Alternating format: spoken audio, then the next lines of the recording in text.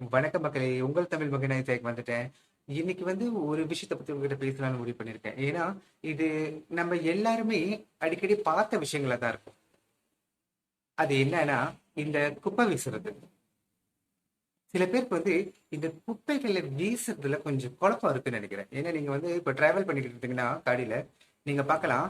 திடீர்னு வந்து அந்த காடியோட கண்ணாடியை திறந்து குப்பையை வந்து அப்படியே வெளியே வீசுவாங்க. அதனால நிறைய பாதிப்புகளுக்கும் நடக்கும். ஒரு நாள் நான் டிரைவ் பண்ண பொழுது எனக்கு முன்னாடி வந்து ஒரு லாரி போயிட்டு இருந்துச்சு. அந்த லாரியில இருந்து காலியான வாட்டர் பாட்டில அந்த டிரைவர் தூக்கி வெளியே போட்டாரு. அது வந்து என்னுடைய காடி டயர்ல சிக்கிருச்சு.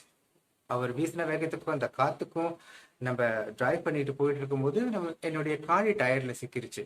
ஒரு ஃபியூ கிலோமீட்டர்ஸ்க்கு வந்து காடி நிப்பாட்டுறதுக்கு இடம் இல்லை. ஸோ அது வந்து ட்ராக் பண்ணிக்கிட்டே வந்துட்டு ஒரு இடத்துல நிப்பாட்டி பார்க்கும்போது அது அப்படியே நசுங்கி அந்த ரிம்ல மாட்டிக்கிட்டு எவ்வளவு கஷ்டம்.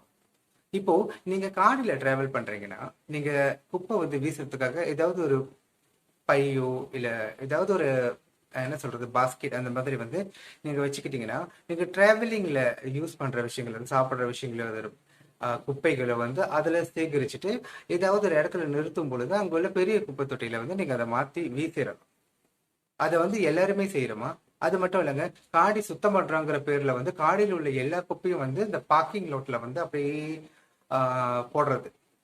ஏன்னா வந்து காடி சுத்தமா இருக்கணும்னு. ஆனா நீங்க வந்து காடி எடுத்துட்டு போயிருவீங்க, அந்த பார்க்கிங் லோட்ல வந்து உங்களுடைய காடியில் உள்ள குப்பைகள் எல்லாம் அங்க கீழே கிடக்கும். சில வீடு அமைப்பு பகுதியில பாத்தீங்கன்னா வந்து அதாவது பிளாட்ஸ்ன்னு சொல்லுவாங்க, அபார்ட்மெண்ட்ஸ்ன்னு சொல்லுவாங்க. வந்து அங்க வந்து குப்பைகள் வந்து இறங்கி நம்ம வந்து அந்த இடத்துக்கு போயிட்டு குப்பை வீச வேண்டிய சூழ்நிலை வரும். அங்க வந்து பெரிய தொட்டி வச்சிருப்பாங்க. நீங்க அந்த தொட்டியை பார்த்தாலே நீங்க வந்து உங்களுடைய குப்பைகளை வந்து கட்டி போடணுங்க. நீங்க வந்து உங்க குப்பைகளை கட்டாம அப்படியே போடுறதுனால வந்து அது பிஞ்சிருச்சுன்னா உங்களோட அந்த பை பிஞ்சிருச்சுன்னா வந்து அந்த குப்பைகளை வந்து செதறி போயிடும்.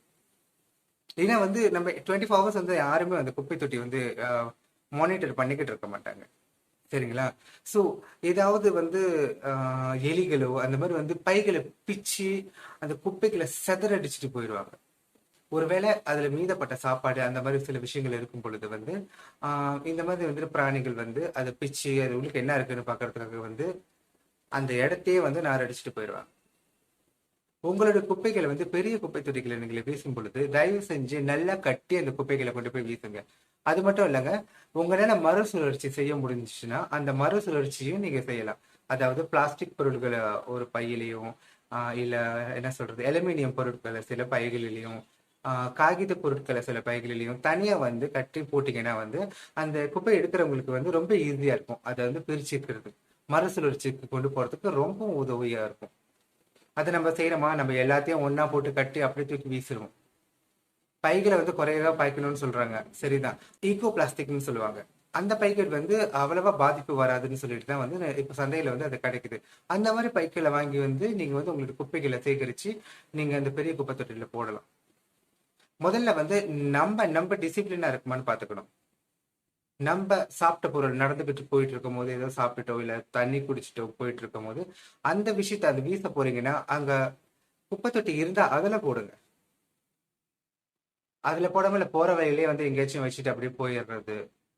சாப்பிட்ட பேப்பர்ஸோ இல்ல ஏதாவது அது அப்படியே கீழே அப்படியே போட்டு போயிடுறது. இது வந்து பார்க்க வந்து ரொம்ப சிம்பிளா இருக்குங்க. ஒரு ஆள் செய்யும் போது பெரிய விஷயமா தெரியாது. இதுவே நிறைய பேர் செய்யும் போது நம்மளுடைய நாடு அசுத்தம் ஆவறதுக்கு அதிக வாய்ப்பு இருக்கா இல்லையா? இப்ப நீங்க பாத்தீங்கன்னா ரோட்ல வந்து ஒரு ஒரு குப்பை கிடக்குதுன்னா அது வந்து அங்கேயே தான் கிடக்கும். ஒரு ஆளு போய் அதை சுத்தம் பண்ணி எடுக்கிற வரைக்கும் அது எதுக்கு ரெண்டு வேலை? அது நீங்க வந்து குப்பை தொட்டியில கொண்டு போய் போடலாமே. இந்த மாதிரி விஷயங்கள் வந்து நம்ம வீட்டுல இருந்தாங்க முதல்ல ஆரம்பிக்கணும். உங்களுடைய வீட்டுல வந்து கண்டிப்பா குப்பை தொட்டி வச்சிருப்பீங்க. அந்த குப்பை தொட்டிகளை வந்து முதல்ல சுத்தமா வச்சிருக்கணும். அதுக்கு கணக்கான அதுக்கு சரியான பிளாஸ்டிக் போட்டு குப்பைகள் வந்து சரியா பிரிச்சு மறுசுழற்சிக்கு பிரிச்சு அழகா கட்டி கொண்டு போய் உங்களுடைய குப்பை தொட்டியில வீசுறது வந்து ரொம்ப நல்ல விஷயங்க. முக்கியமா நான் முதல்ல சொன்ன மாதிரி இந்த கார்ல பயணம் செஞ்சுக்கிட்டு இருக்கும்போது தயவு செஞ்சு காருக்கு வெளியே வந்து உங்களுக்கு குப்பைகளை வீசாதீங்க. ஏன்னா இது அடுத்து ஏன்னா இது வந்து அடுத்த அடுத்து ரோடு யூஸ் பண்றவங்க ஏன்னா இது அடுத்து ரோட் ஏன்னா இது வேற ஒரு ரோட் யூஸ் பண்றவங்களுக்கு வந்து ரொம்ப பிரச்சனையா அமைய கூட வாய்ப்பு இருக்கு. அது மட்டும் இல்லைங்க, நம்ம நாடை வந்து நம்ம தான் சுத்தமா வச்சுக்கணுங்கிறத வந்து நம்ம தெளிவா புரிஞ்சுக்கணும். நம்ம வீடு நம்ம சுத்தமா வச்சுக்கிறது மட்டும் முக்கியம் இல்லைங்க. சில பேர் வந்து சரி நம்ம வீடு வரைக்கும் பொறுத்த வரைக்கும் நம்ம வீடு சுத்தமா வச்சிருப்போம், குப்பையை தூக்கி வீசிடுவோம். அப்படி அப்படி நம்ம யோசிக்கவே கூடாது. அதே பழக்கம் நம்ம வீட்ல எவ்வளவு சுத்தமா வந்து குப்பைகளை வந்து நம்ம வீசுறோமோ அதே மாதிரி தான் வெளியே போனாலும் நடந்துக்கணும். சில பேர் நீங்க பாத்தீங்கன்னா, இந்த ஓடுற தண்ணி இருக்கும், இல்லைன்னா வந்து கால்வாய் இருக்கும், அதுல கூட குப்பைகளை வீசுறாங்க. இந்த ஓடுற தண்ணின்னு சொல்லும்போது வந்து இந்த தண்ணி வந்து எல்லாருக்குமே தெரியும் தண்ணி எவ்வளவு முக்கியமான ஒரு விஷயம்னு. அதுல வந்து குப்பையை கட்டி போடுறதும், சில பேர் நீங்க பாத்தீங்கன்னா வந்து பொருட்களையே தூக்கி போடுவாங்க. ஃப்ரிட்ஜில இருந்து, வாஷிங் மிஷின்ல இருந்து, பாய்க்க முடியலன்னா அப்படியே தூக்கி சோஃபா செட்ல இருந்து, மெத்தை, தலகாணி அப்படின்னு சொல்லிட்டு எல்லாத்தையுமே தூக்கி வந்து அந்த ஓடுற தண்ணியில போடுவாங்க. அது எங்கேயாச்சும் போய் அடைச்சிக்கிட்டு நிற்கும்.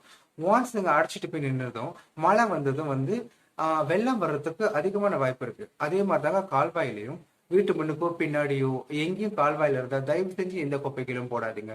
ஏன்னா மழை காலத்துல அந்த கால்வாய் வந்து அடைச்சிக்கிச்சுன்னா அது வெள்ளமா ஆகக்கூடிய வாய்ப்புகளும் இருக்கு. ஏன்னா கால்வாய் வந்து குப்பை தொட்டியா அவ்வளவு கஷ்டமாங்க. சில பேர் பாத்தீங்கன்னா அந்த காட்டன் பட் தூக்கிட்டு அப்படியே தூக்கி வீசுவாங்க. சிகரெட் பிடிச்சிட்டு அந்த சிகரெட் பட்டை தூக்கி அப்படியே கீழே போட்டுருவாங்க. சிகரெட் பட்லாம் வந்து அழிஞ்சு போறதுக்கு, அதோட வந்து மக்கி போறதுக்கு வந்து எத்தனையோ வருஷம் ஆகும்னு சொல்றாங்க. ஸோ நீங்க ஒவ்வொரு விஷயம் டிஸ்போஸ் பண்ணும்போது நல்லா யோசிச்சு சிந்திச்சு செயல்படுங்க. ஏன்னா இந்த மாதிரி நம்ம வந்து குப்பைகளை வந்து தரம் பிரிச்சு வீசாம சரியா வீசாம நாளைக்கு இந்த பூமி என்ன நிலைமைக்கு ஆகும்னு யோசிச்சு பாத்தீங்களா? உங்களுக்கு சில விஷயங்களை எப்படி டிஸ்போஸ் பண்றதுன்னு தெரியலனா, ஃபார் எக்ஸாம்பிள் வந்து ஒரு எலக்ட்ரானிக் ப்ராடக்ட்ஸ் அது வந்து கெட்டுப்போச்சு, அதை தூக்கி போட போறீங்கன்னா அதுக்கு தகுந்த மாதிரி டிஸ்போசபிள் வந்து நீங்க வந்து ஆன்லைன்ல வந்து சர்ச் பண்ணலாம். சில பேர் வந்து அந்த எலக்ட்ரானிக்ஸ் கெஜெட்ஸை வந்து வாங்குறவங்க இருப்பாங்க, எடுத்துட்டு போறவங்க இருப்பாங்க, தானம் செய்யலாம். அதுல ஏதாவது பார்ட்ஸ் எல்லாம் கழட்டி எல்லாம் வித்து அவங்க வந்து ப்ராப்பரா வந்து டிஸ்போஸ் பண்ணுவாங்க. இப்போ இந்த துணிகள் சொன்ன பழைய துணிகள் இருக்கிற போது வந்து நம்ம அதே மாதிரி தான் வந்து நம்ம வந்து டிஸ்போஸ் பண்ணுவோம். இந்த பழைய துணிகள் வந்து நீங்க தானம் கூட செய்யலாம். சில பேருக்கு நல்ல உபயோகப்படுத்தக்கூடிய நிலையில இருந்துச்சுன்னா அது நீங்க வந்து தானம் செய்யலாம். மறுபடியும் சொல்றேங்க, ரொம்ப தெளிவா சொல்றேன். தயவு செஞ்சு கண்ட இடத்துல குப்பையை வீசுறத நிறுத்திடுங்க. என்னைக்குமே வந்து இப்ப நீங்க உங்க ஆபீஸ்ல உட்காந்து வேலை செஞ்சாலும் சரி, பக்கத்துல ஒரு டஸ்ட்பின் இருக்கும், உங்க வீட்டுல ஒரு டஸ்ட்பின் இருக்கும், உங்க கார்லயும் ஒரு சின்ன பை வச்சுக்கோங்க. டிராவல் பண்ணும்போது குப்பை வீசணும்னா அதுல நீங்க போட்டு நீங்க வீசலாம். தயவு செஞ்சு இந்த ரோட்லயோ கண்ட இடத்துலயும் வீசுறத நிப்பாட்டிருங்க. இந்த வீடியோ உங்களுக்கு பிடிச்சிருந்துச்சுன்னா தயவு செஞ்சு இந்த வீடியோ ஷேர் பண்ணுங்க, சப்ஸ்கிரைப் பண்ணுங்க. எல்லாருக்கும் இந்த விஷயம் போய் சேரணும்னு நான் ரொம்ப ஆசைப்படுறேன். இனி அடுத்து ஒரு நல்ல விஷயம், ஒரு நல்ல டாபிக்ல சந்திக்கும் வரை வணக்கம்.